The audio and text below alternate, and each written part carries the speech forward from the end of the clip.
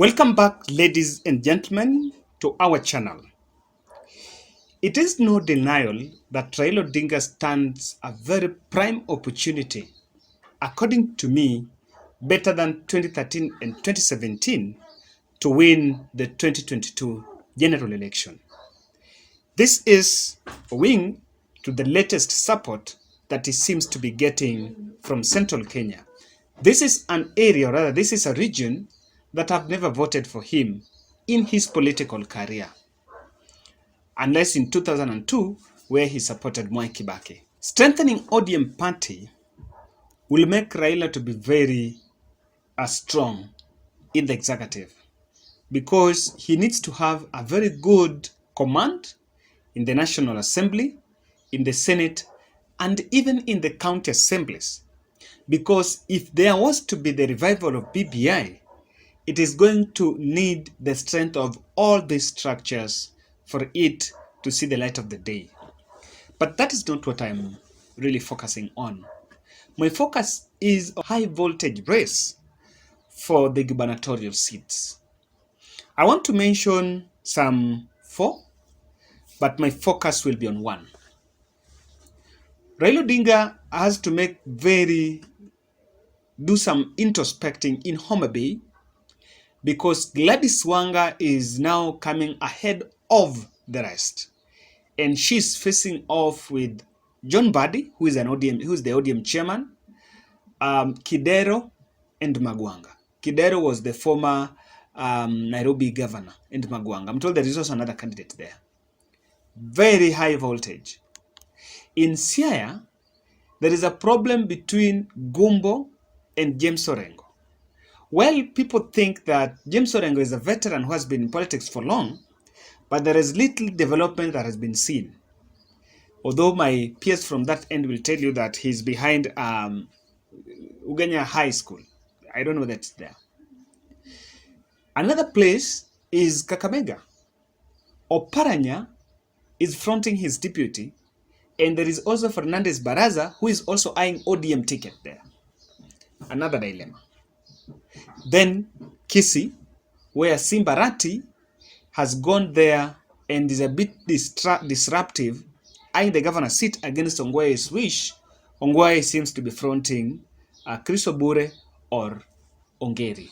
So, although Chris Obure is an ODM, is a Jubilee candidate. So, apart from that, the bone of contention is in Kisumu. And that's what I want us to look at, because there is a problem in Kisumu. The problem is between Anya'ng Nyon'go, who is a veteran and the incumbent governor, against the new blood in the name of Ken Obura. Which way? Guys, which way? So before we look at in-depth analysis in terms of how the Kisumu gubernatorial bid is becoming a thorny issue to Raila Odinga, if you're watching this video and you haven't subscribed, kindly take a second and subscribe. Last week, there was a delegates conference that was done in Kisumu, and that delegates meeting was hosted by Kisumu Speaker and the majority leader, attended by over 1,500 delegates. And that delegates meeting was also attended by Oparanya, who is the Kakamega governor, and he attended that meeting in his capacity as ODM deputy party leader.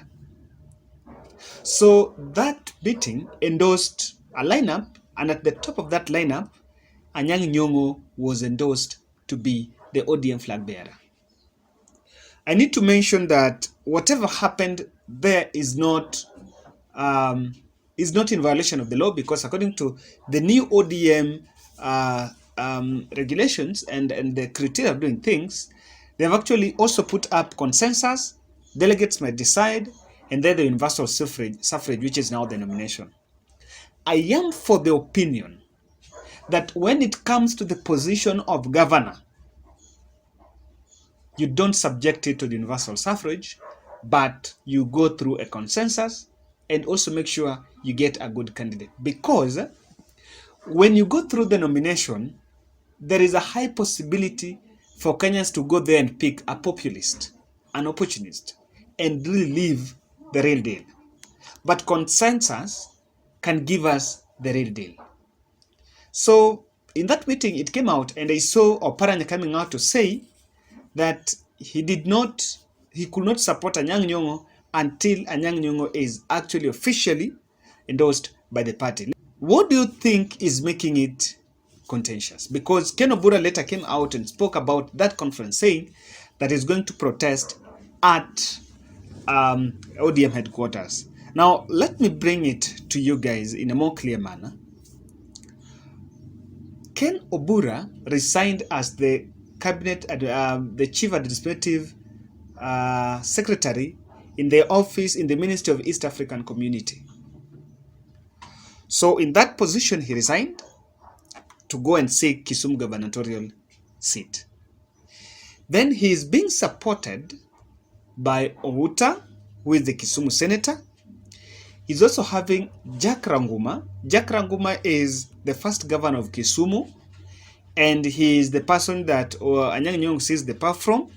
He also have the support of Onyango Law, who was the former Kisumu speaker, but was actually ousted over the Lake Basin corruption scandal.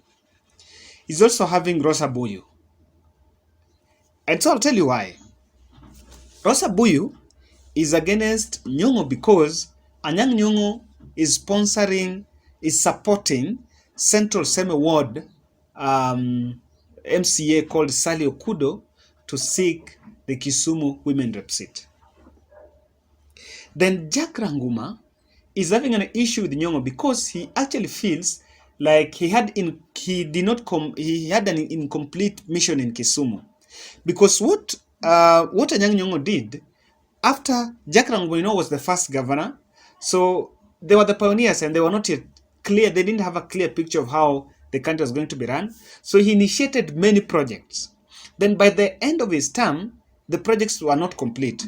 Then Nyon'go rode on that situation, on that to seek to stage a very powerful election bid, and that's how he ousted Ranguma, even though it was contentious that maybe Nyon'go had some also underhand deals. But Ranguma is supporting Ken Obura just as a revenge mission against Anyang' Nyon'go. Now, you see how that interweb is really something that is affecting Nyon'go's re-election. Onyango Law, when he was ousted as Kisumu speaker, he was facing the Lake Basin corruption scandal. But I think he also feels like Anyang' Nyon'go did not support him by then. So we will look at, these are some of the political dynamics that are playing out in Kisumu. Rosa Buyu is against Nyon'go because Nyon'go is supporting someone else. Onyango Law, Outa I don't even understand because Outa is now the Kisumu senator. But Outa is trying to say that Nyon'go has not developed Kisumu. And of course, in this analysis, I want us to look at what are the contentious issues in Kisumu. What are these people saying about Anyang' Nyon'go? And I want us to question these aspects about Anyang' Nyon'go's government. First, let me tell me, who is Anyang' Nyon'go? Anyang' Nyon'go was first elected in parliament in 1992. Then he didn't win in 1987, but then he was appointed, he was nominated, so he was a nominated member of parliament up to 2002. Then in 2002, he won the Seme constituency seat with NAC, Seme Rural. He was appointed a minister, I think, of fiscal planning under that NAC government. Then in 2007, he again won and was appointed as a minister. He won as an MP in Kisumu Central, Kisumu Rural. Then he was appointed Minister of Medical Services. Then in 2013, he was appointed Senator. 2017, he was appointed governor. If you look at him, he is a grounded politician. So, but let's look at the Kisumu city. What has he done or what has he not done that is putting his re-election in jeopardy? When Anyang' Nyon'go took over the leadership of Kisumu County, he was accused of destroying the stalls by the roadside and destroying and even actually interrupting, was accused of interrupting the business by bringing down some of the stalls by the roadside and even the famous Kibwe market. But I think I want to say here that I think Anyang' Nyong'o, his strategy in CIDP for Kisumu had a long-term vision. So, and the other day, I think I was talking to Walter Chabala, who is a very big director in youth affairs here in this country. He was telling me that as much as Anyang' Nyong'o's projects were not youth-oriented, but there were long-term projects. Like the city planning was going to help to make Kisumu City be the best city for investment. So, people are looking at how hawkers are not getting space, how the people who are selling clothes are not getting the stalls, but they were rebuilt and given back, but under new management. Let me say this. I was in Kisumu in 2012, and this is a personal story. In 2012, I was a hawker in Kisumu after I completed my high school. I went and hawked in Kisumu for barely, I think, 1 year, and I collected that's how I got my fees, and I went to college. One thing I have to mention, by then there was no devolution, and Kisumu was just Kisumu. If you go to Kisumu today, you will see a different city. Truth be told, you will see someone who was in Kisumu in 2012, like me. I was in Kisumu recently. It's totally a different city. So the city planning did not have direct benefits, short-term benefits to the small business, the small-scale economy. I think that Anyang' Nyong'o's projects, as much as they could not focus more on the small economy, but it was a big foundation. It's a very good foundation to make sure that Kisumu becomes a very perfect center for international developments. Now, I don't know, because there is also a point of isolating the rural areas. And you see, like Ranguma comes from Kano, and these Anyang' Nyong'o competitors are actually focusing more on these areas where Anyang' Nyong'o is believed to had not really taken much of his interest. And to this, we might now see how this is going to play out. But that is also one of the campaign issues that is coming over when he's actually seeking re-election. Now, lastly, I think the reason why I think Anyang' Nyong'o needs still another term, and that is my opinion. I am not a voter in Kisumu. I am a voter in Nairobi. Anyang' Nyong'o needs another term because, for me, I feel he has laid the foundation. In Kisumu, Kisumu is going to host Afri-Cities Summit in May 17 to 21st. This is an international summit, and Anyang' Nyong'o was in Germany, Belgium in February, trying to stage a point on why Kisumu is going to be the best for international investors. And this is something that I think he has amassed the network. He has laid a very good foundation. Another one term, I think, will be nice enough for him, Kisumu, to be at the pickup stage. Let it go. So these issues about the re-election drama, I also feel like they should save Raila of all this, because Raila is getting a lot of time. He's taking a lot of time in those other areas. Nyanza should give Raila a very easy time so that people can take. But again, this is not to me that democracy should not take space.